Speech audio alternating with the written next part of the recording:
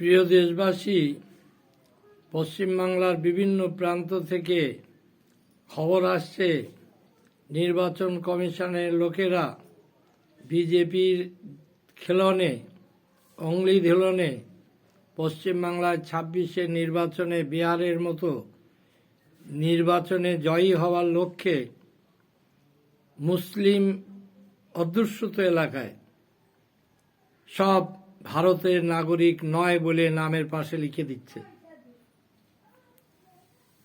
অনেক মানুষ জীবিত রয়েছে, তারা গিয়ে দেখছে আমাদের মৃত্যু বলে উল্লেখ করা। অনেক মানুষ তারা ২০০২ সালে ভোট দিয়েছে, তাদেরকে বলা হচ্ছে এদেশের নাগরিক না, ভোটের নাম তুলে দিয়েছে। এই জিনিস চলছে, এত কিছু চলছে, এত কিছু হচ্ছে। রাজনৈতিক নেতারা কিন্তু শুধু সোশ্যাল মিডিয়ায় বাইট দিয়ে যাচ্ছে, বকে যাচ্ছে। ফলের ফল দেখা যাচ্ছে যে লিস্ট টাঙাবার পরে ভারতীয় নাগরিক, তার ১৪ পুরুষ, তার জমি জায়গা, তার বাপ দাদুদের কবর এখানে জন্ম নিয়েছে, এদের বলা হচ্ছে ভারতবর্ষের নাগরিক না। আমি একটা সোজা কথা আপনাদের বলছি, শুনুন। আমি সাধারণ মানুষকে বলছি, যারা আক্রান্ত হচ্ছেন তাদের, এবং যারা আমার বক্তব্য শুনছেন বা দেখছেন তাদেরকেও বলছি যে আপনারা কোনো রাজনৈতিক পতাকা না নিয়ে যদি আপনাদের ভারতীয় নাগরিক হিসাবে অধিকার অর্জন করতে চান, আমি কথা দিচ্ছি আপনাদের একটা নাম মৃত্যু হিসাবে উল্লেখ হবে না, বেঁচে থাকা মানুষগুলো। এবং এখানকার নাগরিক দীর্ঘ বছর এখানে জমি জায়গা, কবরস্থান সব এখানে, এদের কোনোদিন ভারতীয় নাগরিকত্ব কেড়ে নিতে পারবে না। সেটা এই বাড়ি বসে বসে বকবক করলে হবেও না। এর জন্য একটা গণ আন্দোলনের খুব প্রয়োজন হয়ে পড়েছে। ওই কলকাতায় গিয়ে রাস্তায় ভ্যান করে ৪৪ মিছিল করলে, স্লোগান দিলে হবে না রে ভাই। যারা যেখানে আক্রান্ত হচ্ছে সেইখানেই করতে হবে। এবং যে দলেরই লোক হোক না কেন, রাজনৈতিক দলের কোনো পতাকা থাকবে না, অথচ রাজনৈতিক দলের সব লোক থাকবে। একটা গণ অভ্যুত্থান ঘটাতে হবে। যদি আপনারা চান, আমি আপনাদের জন্য জীবন দিতে রাজি। আমি অতীতে বসিরহাট মহকুমা নাগরিক অধিকার রক্ষা কমিটি করেছিলাম। অসংখ্য দাবি বামফ্রন্টের আমলে আন্দোলনে উদ্ধার করেছিলাম, এবং এটা সম্ভব হয়েছিল বিনা রাজনৈতিক পতাকায়, অথচ সব রাজনৈতিক দলের লোকদের সঙ্গে নিয়ে। এই আন্দোলন আমি করতে ইচ্ছুক। আপনারা আমাকে অনেকে চেনেন কি জানি না।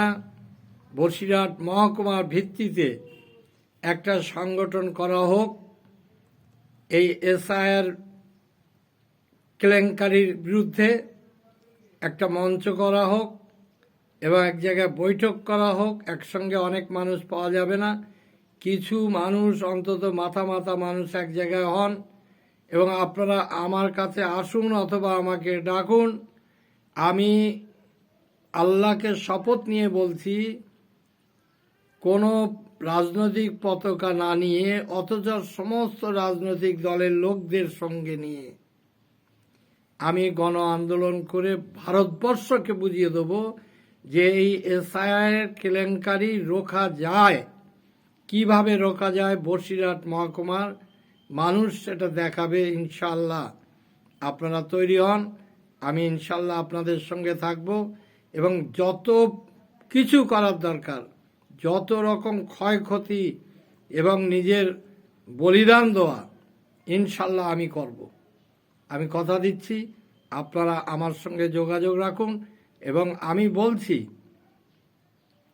যদি আপনারা আমাকে নিয়ে মরতে চান, তাহলে আমি আপনাদের আগে মরব, তারপর আপনারা মরবেন। নাগরিকত্ব চলে যাচ্ছে, কি খবর? মেনে নেওয়া যায়? লড়াইটা করতে হবে সূক্ষ্মভাবে এবং বুদ্ধি দিয়ে, এবং এটা অরাজনৈতিকভাবে করতে হবে। আপনারা যদি রাজি হন আমার সঙ্গে যোগাযোগ রাখবেন। ইনশাল্লাহ আমি এই লড়াই 10 থেকে 15 দিনের মধ্যে যদি আপনাদের সামনে প্রকৃত উত্তর না দিতে পারি, সব বক্তৃতা দিয়ে হবে না, কর্মকাণ্ড করতে হবে। এবং সেই কর্মকাণ্ড করতে গিয়ে নিজেদের ক্ষয়ক্ষতি করতে হবে, হতে হবে, এবং আমি রাজি। আর আপনারা ক্ষতিগ্রস্ত, আপনারা যদি রাজি হন তাহলে আমি আপনাদের বিড়ালের গলায় ঘন্টা বাজাবে কে কথাটা আর আপনাদের ভাবতে হবে না, আমি নিজে করব। আমি রাজনীতি ছেড়ে দিয়েছি। আমি এখন আল্লাহ রসুলকে নিয়ে পড়ে আছি, না আমাদের পার্টিতে পড়ে আছি।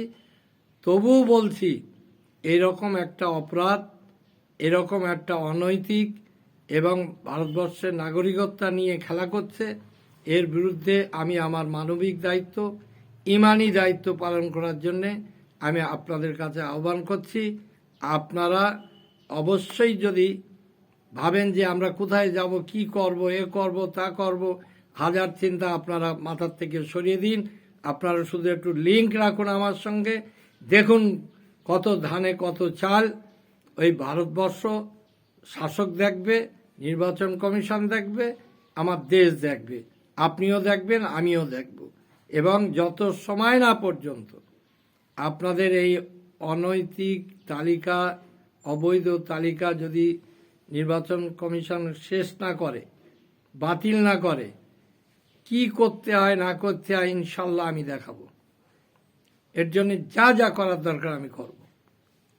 এমন কথা কিন্তু কোনোদিন যেন না শুনি যে কেউ আমাদের জন্য করলো না, কেউ আমাদের জন্য দেখলো না। রাজনীতিতে পড়ে থাকবেন না। রাজনীতির জায়গা থাক, আপনি যে রাজনীতি করেন সেই রাজনীতি করুন, আপনার সঙ্গে আমার কোনো বিরোধ নেই। কিন্তু মানুষ হিসাবে নিজের মনুষ্যত্ব রক্ষা করার জন্য, নিজের অধিকার রক্ষা করার জন্য, ভারতবর্ষের নাগরিকত্ব রক্ষা করার জন্য আপনাকে এগিয়ে আসতে হবে। এই বলে আমি সকলকে আহ্বান জানাইয়ে আমার বক্তব্য শেষ করছি। জয় হিন্দ, আল্লাহ হাফেজ।